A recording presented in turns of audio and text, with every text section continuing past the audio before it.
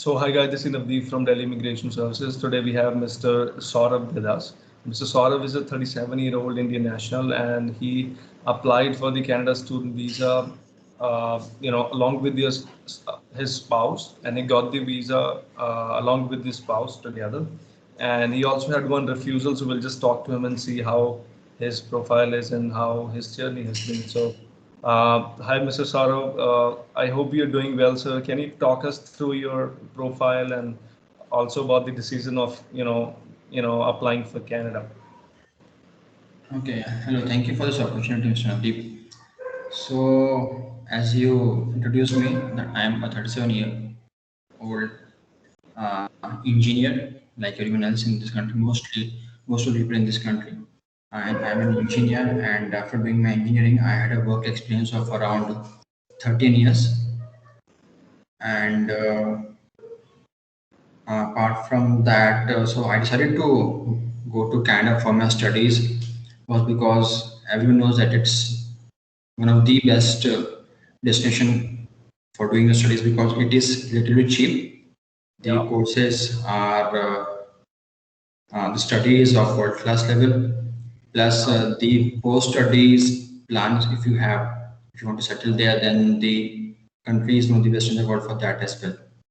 Yeah. So that was the primary reason for Yeah. deciding to go to Canada. Right. So in light of your education, I think you completed bachelor's and then you worked, for many years, I guess, more Yes, than, yes. you know, Around 10, 13 years, yes. 13 Around years. 13 years, yes. And you're currently working as a lead analyst, I guess, in So, change management. You worked no, at management. yes, I was working as a lead analyst in a change management profile, but I left my job because the online classes had started and they were clashing with my work. And my work mostly because it's a worldwide team, so work mostly was during the time the classes were in the evening, so I had to leave Right. my job. Right. So for which program have you applied, sir? I had applied for MSc in finance, MSc in and finance. I got admission in HEC Montreal College. Yeah. And you applied for the admission on your own, I suppose, and Yes, yes. then also you applied for the visa for the very first time. Can you talk us about that experience, like how you figured out everything on your own, maybe based on the research? So, can you talk us through that? Yes, so after getting the admission, I talked to the other people, other students who were from India and who were also applying on their own. So I thought, why not? How difficult it would be. So I went ahead, wrote SOP and all and everything, and applied. I think on 15th of September, Okay. and So, so I had applied under non-STS. okay. So I went through their online website, IRCC's website, and I saw all the documents which were needed. But and I wasn't aware that that IRCC is also holding these webinars wherein they were giving country specific informations. So and then I came to know afterwards that the website is for the entire world. So it's not. So the documents given there that need to submit with applications are what should I say are not Can, complete. right, right. So the list of documents which we see can be like very generic in nature, but They are as generic. Yes, yes, they are very generic. Yeah. as per the circumstances, we may need more supporting documents to corroborate certain factors and to satisfy the all. So, for the first time, you also applied with your spouse. I think the uniqueness about Yes. your case is you applied with your spouse. Uh, you know, there are very few people who take the decision of applying together, and people under the notion that if you apply along with your spouse, there's a possibility that officer would feel that your ties are weak back to India, and then it would make you less likely to return. So you applied along with your spouse. You are one of the very few examples that people might have seen. So can you talk us through that also? Like, how did you take a decision about applying along with your spouse in the very first time, and then what happened? Yes, so when I was doing the research on how to apply, I was part of a couple of WhatsApp groups as well, and I was going through online forums as well. And everywhere, the consensus was that applying with your spouse is almost suicidal for your file. But I thought the program is good. It corroborates with what I have done in my work field for past 13 years. Even though I'm an engineer, and my entire experience is in the BFSI sector, banking, financial sector, and insurance sector. So why not? And plus, the college was also good. It was not any regular college. So I thought, let's take this. If my SOP is strong, it would go through. And then I discussed it with my wife as well, and we thought, okay, we should apply it together. Then I applied. Then afterwards, I I applied, as I said, on 15th of September, and I got rejection on 6th of October. And then quickly I applied for the GCMS notes to know the exact reason, because the umbrella reason that they generally give, they have I think 5 6 umbrella reasons that they give. So mine was that I will not return after completing my studies. But after receiving the GCMS notes, I was able to understand that I had not submitted the IELTS and my transcripts of the my education transcripts. So then I decided to take the help of someone to guide me through this process, because the application fees is high, and I was also wasting time. And because of the COVID situation, the time was precious, because the flights were open for a couple of weeks or months, and if you are not if you don't have a visa, you will again stay back. You will have to stay back. Then I talked to many consultants in Chennai, Hyderabad, Delhi, Mumbai, Pune, and they almost everyone advised me to apply first. Only Apply alone. me, apply alone, yes. And then after once I received the visa, they told me to apply for my wife. So I didn't wanted to do that. Okay. And after going through the GCMS notes, so I also sent you my GCMS notes to get a notion what needs to be done. So I got an indication from you as well that okay, that the mistake was not very big. Yeah, yeah.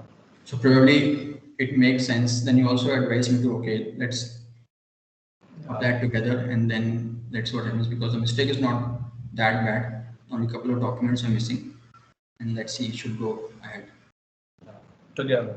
So Yes. I think it was, your marriage was old. Basically, if you have an old marriage, if you have the savings sufficient enough, I'm sorry. Yes. Yep. So if you have the Mhm. your marriage is old, your relationship is old, and you have sufficient savings, your spouse is employed, I think these are the three main factors which establishes whether she would get the visa or not. So I think she was ticking all the right boxes, and then why not? Then why that's why we decided to apply together. And can I ask, how did you find about us? How did you hear about us? How did you boil down to us? Like somebody recommended you? Like how was the case? So frankly speaking, no one recommended me, because, as I was saying, I was researching it on web internet. So I was going through all the consultants, reading their reviews on Google, plus watching the videos of many consultants on YouTube as well. Then I read couple of, not couple of, more than few reviews of yours, and then saw 2 3 videos. And frankly speaking, I felt some kind of genuineness. Yeah. And I also saw that when I interacted with you. So there was one consultant in Pune whom I was trying to get through first, and be very frank with you, and he didn't have time. So that was even before he took my money. So I have wondered what will happen once I will give my money. So then, as I said, I saw your videos. There was some genuineness, and I talked to you, and felt a genuine. You felt you are a very genuine person, and you were always available. So whenever I called, even before we went into a contract, so I thought, why not go ahead with you? All right. And so then we worked on your application, boarding documents, and now Yes. we had to wait a bit long because it took a lot of time because your spouse visa application was also there. I think they were taking more time because of that, and eventually after a monumental wait, we have got the visa. How much time it took for you, sir, to wait and receive the visa? So if you remember, we applied on 25th of December 2020 on the day of Christmas, and then I received my visa in July, somewhere around 16th or 15th of July 2021. So almost around 7 months, Yeah. and it was applied under SDS because I have my classmates who had applied before me in October 2020, but under non-SDS, and they are still waiting for the visa. Right. And there's so many applicants in India, like just like you mentioned that when you, after one refusal, you went back to take advice and people suggested you to apply a loan first for you and then sponsor your spouse on a, open work permit. But you applied together and, you have now the visa for your spouse also and for you as well. So Yes. what piece of advice would you like to give to them, because there's so much misinformation around in the market, so, or maybe online. So what would you suggest to those applicants who are, in dilemma, maybe they should apply together or not, even if their marriage is old, they have funds, but somehow they're still not convinced because there are not many examples like yours. So I would say first of all that it mostly primarily depends on how you present your case. So both your and yours wife's SOP should be strong and should be able to answer all the questions that will come In the in offices. the officer's mind whenever he is seeing your file. Exactly. So if he has a question, he should have the answer in the SOP, at least most of the answers. So that was the biggest strength that you gave to me. Yeah. It was a good SOP that we wrote, and plus that it also depends on case to case basis, as you said, how long your marriage has been, or what has been your profile, how genuine is why you want to go to Canada for studies or what. Yeah. Yeah. So there are three So four things. Yes. yeah. Yes. So I think, as I mentioned, you're a perfect example for all the applicants who are thinking or are in a dilemma to whether to apply together or alone. So you are a perfect example that you both applied, you got the visa successfully.